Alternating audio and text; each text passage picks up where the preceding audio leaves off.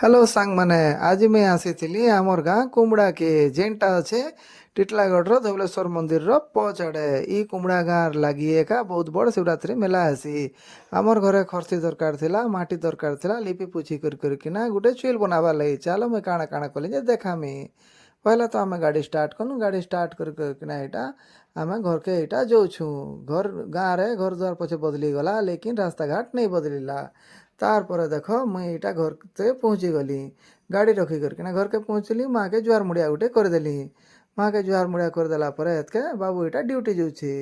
ଗାଡ଼ି ବାହାର କଲା ଦେଖ। ତାରପରେ ଟ୍ରାକ୍ଟର ତଲେ ଖରସି ରଖା ହେଇଥିଲା ଡଲାଥି। ଖକେ ବେଟି ଆଣିଲା ଖରସି। ତାପରେ ଖରସି ସବୁ ଭରବା ଲାଗି ଜରି ଖୋଜିଗଲା। ଏଇଟା ମୋର ଝିଆରୀ ଏଇଟା ମତେ କହିଲା, ବାପା ମୁଁ ସାଇକେଲ ଚଲାବାଟା ଶିଖିଗଲି ଦେଖ। ତାରପରେ ମା ଏଇଟା ଖରସି ମାନେ ସବୁ ବସ୍ତାରେ ଭରୁଛନ୍। ସବୁ ଭରି ନେଇ ହେଲା ଯେ ଫେର ବାଧ୍ୟ ହେଇ କରିକିନା ହାଥ ହେଲେ ଏଇଟା ଏତକି ଖର୍ସି ଆମର ଲାଗି ରଖି ଦେଇଥିଲେ ଯେ ଦେଖି କରିକିନା କାବା ହେଇଗଲୁ। ଡଲାର ପରେ ଏଇଟା ଆଣୁଛନ୍ ବାଲ୍ଟି। ସେ ବାଲ୍ଟିତେ ବି ଏତକି ଖର୍ସି ଥିଲା ଯେ ଦୁଇଟା ଜାଗାରେ ଖର୍ସି ମିଶାଲାକେ ଗୋଟେ ଜାଗାରେ ଗୋଟେ ବସ୍ତା ହେଇଗଲା। ତାରପରେ ଖଗେ ଏଇଟା ରସି ବାନ୍ଧିଦେଲା। ତାରପରେ ଏଇଟା ବାବୁ ଗାଡ଼ି ଘିନଲାଟା ମୋତେ ଦେଖେଇଦେଲେ। ତାରପରେ ଏଇଟା ଆମର ଧାନ ମିଲ୍ ଲୋକ ନେନା। ତାରପରେ ଏଇଟା ଆମେ ମାଟି କୁଡ଼ି ଆସିଲୁ ସତୀଘାଟକେ। ଏଇଟା 2 ବସ୍ତା ମାଟ ଏଇଟା ଖଗେ ଭରୁଛେ। ମାଟ ଭରି ଭୁରା କରିକିନା ବାନ୍ଧିଦେଲା। ସେ ମାଟକେ ଧରି କରିକିନା ଏଇଟା ଆମେ ଘରକେ ପହଞ୍ଚିଲୁ। ଘରକେ ପହଞ୍ଚି ଗଲେ ପାଣି ଟିକେ ଦେଇକରି